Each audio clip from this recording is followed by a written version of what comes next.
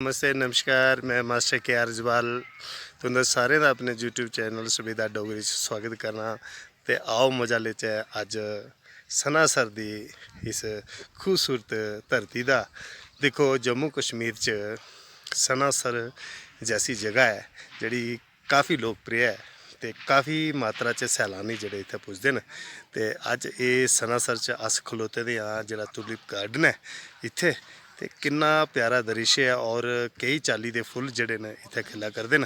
ते काफ़ी सैलानी जिहड़े न ओह आए दे न ते इस टूलिप गार्डन दा जिहड़ा आनंद लै करदे न।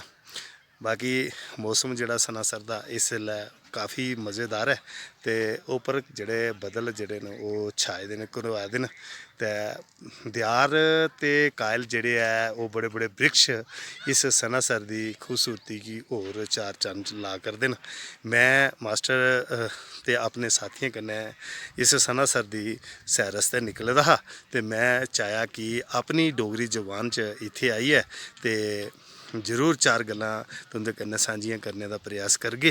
ते तुसें गी एह् बी इक न्योता हो कि अज्ज जेह्ड़ा इत्थै टूलिप गार्डन है इसी दिक्खने आस्तै काफ़ी मात्रा च सैलानी आंदे ते असें तुसें सारें औना चाहिदा।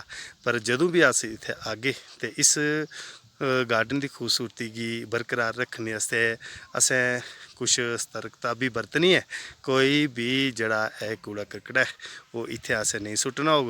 कोई भी जेह्ड़ा कोई पेपर बगैरा जां कोई वेस्टेज है जेह्ड़ी अस यूज़ करने आं ते इत्थै केई चाल्ली दे जेह्ड़े डस्टबिन बने दे न उं'दे च असें उ'नेंगी पाई देना चाहिदा जिस कन्नै साढ़े सनासर दी ते इत्थूं दी जेह्ड़ी इस गार्डन दी खूबसूरती है ओह् बरकरार रवै।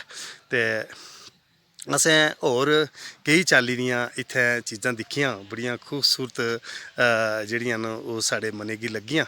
ते बच्चे छोटे छोटे जेह्ड़े न ओह् दिक्खो सैर करा करदे न घूमा करदे न फिरा करदे न ते अस भी उं'दे कन्नै शामल आं। ते गर्मी जेह्ड़ी ऐ अगर 2 दिन दी भी इंसान गी इत्थै अगर नसीब होंदी ऐ तो ओह् इ'यां सोची लैओ कि अस इक जन्नत च पुज्जे दे आं।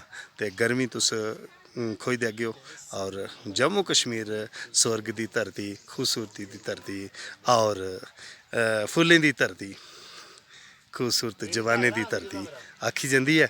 तुसें सारें गी न्योता है जरूर आना ते अपनी इस खूबसूरत धरती दा ते इस खूबसूरत जवान डोगरी दा नंद लेंदे होई अग्गे बधना है।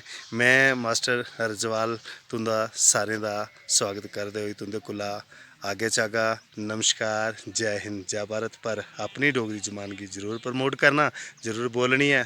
मेरा मेन उद्देश्य डोगरी च एह् वीडियो बनाने दा यही है कि अपनी डोगरी जबान जेह्ड़ी है ओह् साढ़ी पिच्छे नहीं रवै अग्गे बधदी जा दिन दुगनी रात चुगनी तरक्की करै। जियां साढ़ा एह् सनासर दा जेह्ड़ा एह् टूलिप गार्डन दिन ब दिन तरक्की करा करदा बधदा जा करदा लोग सैलानी जेह्ड़े इत्थै बधदे जा करदे न। ते अंत च जय हिंद जय भारत जय डोगरी।